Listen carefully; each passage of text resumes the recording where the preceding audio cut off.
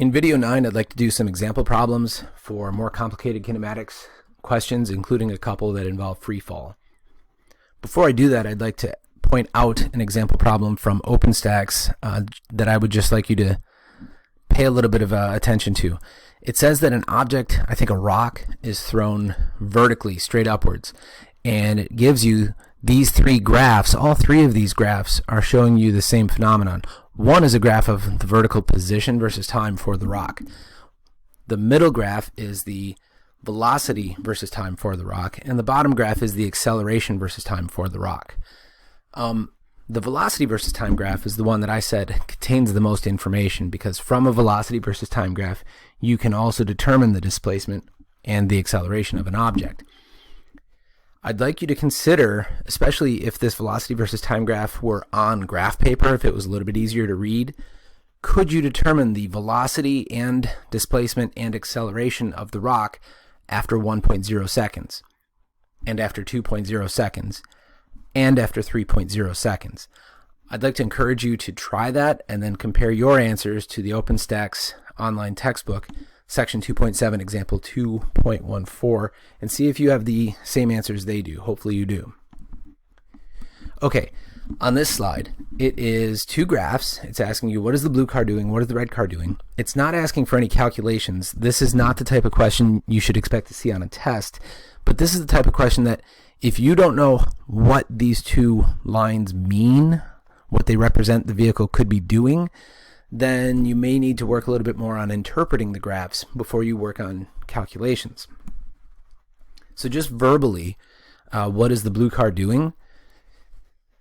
Well, I see the graph of the blue car starts out at 3 meters per second. I'm looking on the vertical axis to make sure that this is a velocity versus time graph. It is.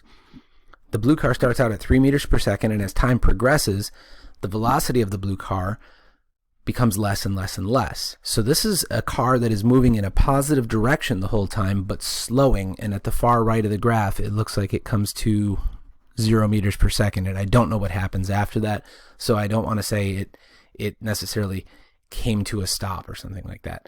I don't want to predict what happened beyond the edge of the graph here. The red car has a little bit more difficult story to explain, but it started out at a constant velocity in a negative direction. It started out at negative 2 meters per second. Then it came up with this positive acceleration. After 2 seconds, it had this positive acceleration the whole time. During this time, it has a positive acceleration and a negative velocity from 2 to 3 seconds. Those two have opposite signs, so it means the car is slowing.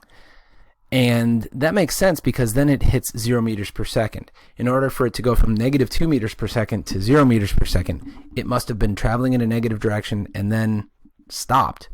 But it doesn't stay stopped. It then has more and more and more positive velocity. My interpretation for something like that would be maybe the car was rolling backwards and then you hit the gas, and so as it's rolling backwards, it has less and less and less negative velocity, and then it actually goes forward. I wouldn't ask you to try to come up with a story like that. What I'm saying is, if that story that I just explained doesn't match the graph to you, then you will want to spend some time getting a little bit better at interpreting these graphs. Okay, this is a graph that we used in a previous video where we knew that the initial velocity was 1.0 meters per second, and we determined that the acceleration, which was the slope of this graph, was 0.6 meters per second. Assuming that this acceleration continues, what will be the displacement of the object after 15 seconds? Now, I just said on the previous slide I don't want to extrapolate to what's happening off the graph, but in this one they're actually asking me to do that by telling me that the trend doesn't change, the acceleration continues. I can't just read what the displacement will be because it's a velocity graph, and I can't find the integral, the area under the curve, because I don't have enough of the graph. But I've been given v initial, I've been given the acceleration, I've been given delta t, and I've been asked to calculate delta x. So I would go to my equations. One of my equations has all of those variables. I wasn't given v final, I wasn't asked about v final. This is the equation for me today. So My v initial is 1 meter per second. My time is 15 seconds. My acceleration is 0.6 meters per second. My time is 15 seconds. And I'm going to tell you right now, algebraically, the biggest thing you need to watch out for is to make sure that you are squaring only the 15 seconds. As long as you're careful about your algebra here, these types of questions are actually pretty straightforward. It's just a matter of listing out what you're actually given, checking with the known equations on the equation sheet or in your notes, and knowing how to be careful with the algebra. That's all. My displacement after 15 seconds for this, whatever this was, should be 82.5 meters.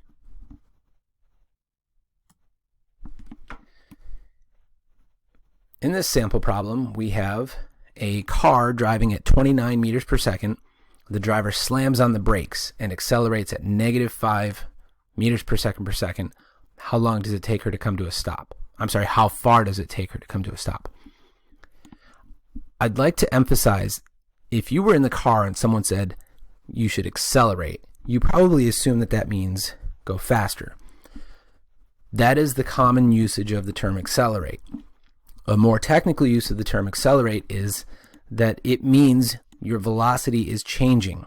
So accelerate technically means speeding up or slowing down or changing your direction. So this is not how you are probably used to using the word accelerates, but this is technically correct, and this is how I'd like you to try to think of the word accelerates in our course. We're given v initial, 29 meters per second. We're given the acceleration. We're given v final because it says how far does it take her to come to a complete stop, and that means her v final is 0. And we're asked for delta x. The equation that would be most appropriate is the time-independent one because we weren't given time, we weren't asked for time. I rearrange this equation to solve for delta x. I substitute in my numbers. Let's be really careful to say this is parentheses 0 meters per second squared minus 29 meters per second quantity squared, end parentheses, and that whole numerator is then divided by the quantity 2 times -5 meters per second, and that gets me a displacement of 84.1 meters before she comes to a complete stop. Another sample problem. A speedboat has a constant acceleration of +2 meters per second. The initial velocity of the boat is 6.0 meters per second, positive. What is the displacement of the boat after 8.0 seconds? Again, we're not given time, we're not asked about time, we're given everything else except the displacement. In these types of problems, you're going to be given enough variables, usually 3 of them, to solve for the one we're asking you for. And the trickiest part of this is, are you adept enough and practiced enough with the equations that you can pick the right one, plug in the numbers, and move forward with it, being careful with your algebra and your negatives. In this problem, I don't have any negatives to worry about. I just have to worry about finding the right equation, and this equation right here would be just fine. I've got a v initial, I've got a delta t, I've got a acceleration, and I've got a delta t. I can plug them in. Be careful with my algebra, and I get 112 meters. Hopefully as I'm going through these, you're pausing it and working these and getting the same answers I am. In this one, I have a tennis ball that is thrown vertically upward with an initial speed of 25 meters per second. In the absence of air resistance, how high does the ball go? Notice I have the little XY axes drawn on here because there's 2 parts of this question that make it a really good example problem. First of all, we're given v initial, 25 meters per second, and I'm going to say that we're asked for delta y. There's nothing different about delta y compared to delta x except the direction, but conceptually they're the same idea, so all of the equations will still work. You just need to make sure that if you put delta y instead of delta x in the equation, that you use vertical accelerations and velocities. Also note, you were only given the initial velocity. You were not given the final velocity or the acceleration, but it says here, they're not stated, but you are given them. What I mean by that is, you know the acceleration that the tennis ball will experience is negative 9.8 meters per second per second. It wasn't stated, but you know that that's what's going to happen because, well, what is it that makes the tennis ball stop going up and start coming back down? It's the gravitational pull of the Earth. So it won't say that in the problem, but you'll know that that's still true and usable. Also, V final, it doesn't say that V final is 0 anywhere in this problem, but yes, it does. It says, how high does the ball go? That means how high does it go before it stops going up and starts coming back down? How high does it go before it stops going up means how high does it go before it reaches a V final in the y direction of 0? The best equation for me is the time-independent one because, again, they didn't give me delta t and they didn't ask it. So I will rearrange this for delta y. Notice this given equation, v final squared equals v initial squared plus 2a. Instead of saying delta x, I'm saying delta y because delta y and delta x are both displacements. So I can just substitute that in there as long as my velocities and accelerations are all in that up-down y direction. My final velocity in the up direction is 0. My initial velocity in the up direction is 25 meters per second. My acceleration in the up direction is negative 9.8 meters per second, and therefore I calculate that the tennis ball goes up 31.9 meters. How long is the ball in the air? I could use any of these three equations. That's why I've got or. The displacement of the ball in the y direction is equal to the initial velocity times time plus 1/2 at squared. I don't like that t squared though. It's a hint that I may wind up using the quadratic equation. Not that there's anything wrong with using the quadratic, but there might be an easier way.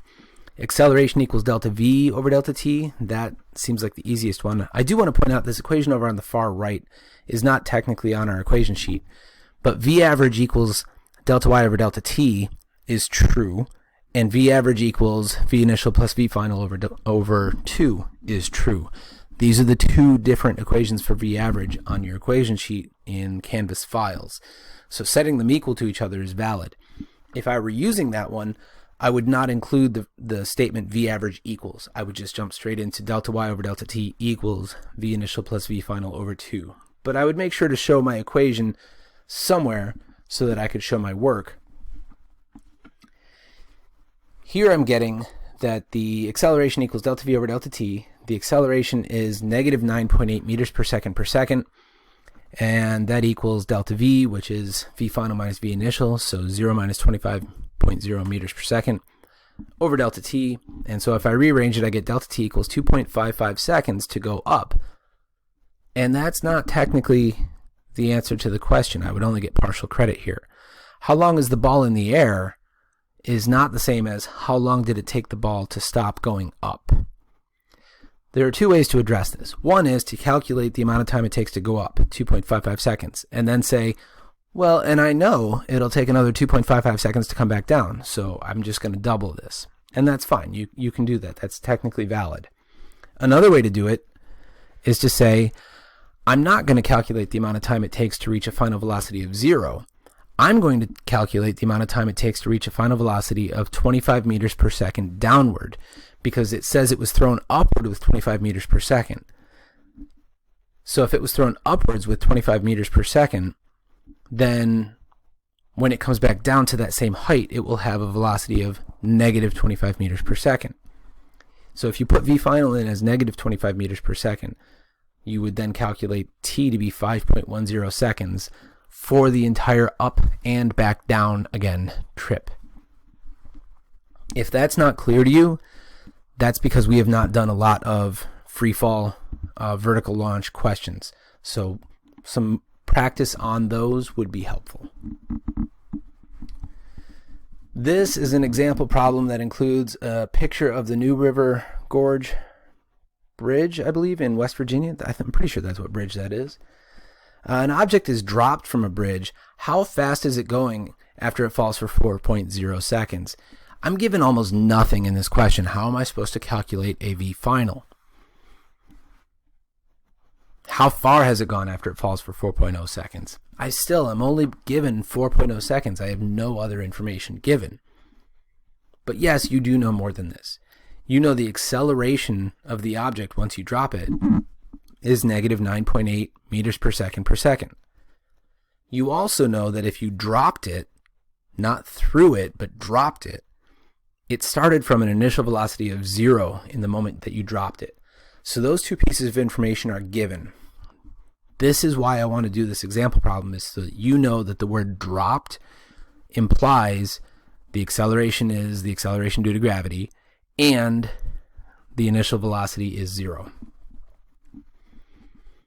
So for part A, how fast is it going after it falls for 4.0 seconds? I would say the acceleration is equal to the change in velocity over the change in time. Change in velocity is v final minus v initial. So if I rearrange this a little bit, I get that v final equals v initial, which is 0, plus the acceleration times time. And I should come up, therefore, with a v final of negative 39.2 meters per second. I want to emphasize, if you left the negative off, in this particular case, it would be okay, because it said how fast is it going. It didn't specify find v final, find the final velocity. If it said find the final velocity, the word velocity would mean you have to include a direction, and the negative would be a part of that direction. Since it didn't, you can put the negative on there, or you could have left it off and it would be okay. How far has it gone after it falls 4.0 seconds?